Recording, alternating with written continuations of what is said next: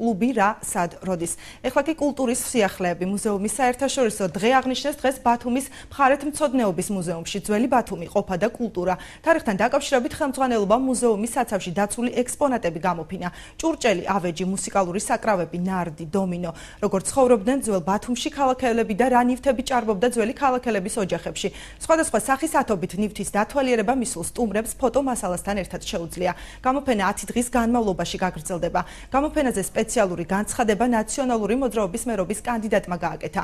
გიორგი დიასამიძის განცხადებით აქ დაცული ნივთები სათანადო პირობებში არ ინახება. არ არის საკმარისი ფართი, რისთვისაც დაფინანსების გაზრდა აუცილებელი.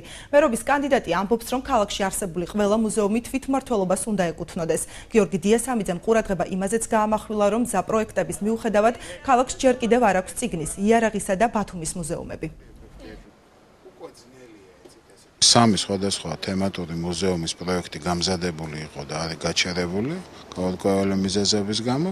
ჩვენ ვფიქრობთ, რომ ეს ძალიან სწრაფად უნდა დამთავრდეს, იმიტომ რომ ეს არის ტურისტული პოტენციალის გაზრდაც. გარდა იმისა, რომ ეს არის ძალიან მნიშვნელოვანი ასეთი მისხალი ჩვენი ისტორიის არ უნდა დაიკარგოს, ყველა მუზეუმი უნდა იყოს თვითმმართველობის.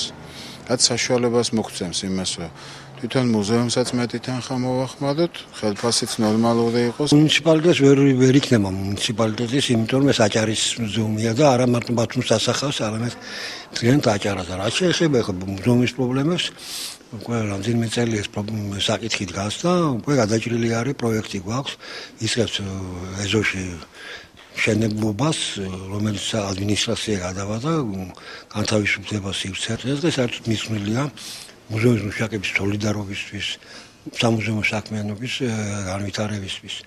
ჩვენ ამ დღეს ვცდილობთ, რომ გამოვფინოთ ჩვენი ფონდებში, საცავებში დაცული ექსპონატები, რომელიც ყოველდღიური დამთავრებისთვის მიუწვდომელია. ეგიდით, ანუ სლოგანით, ღია ფონდი.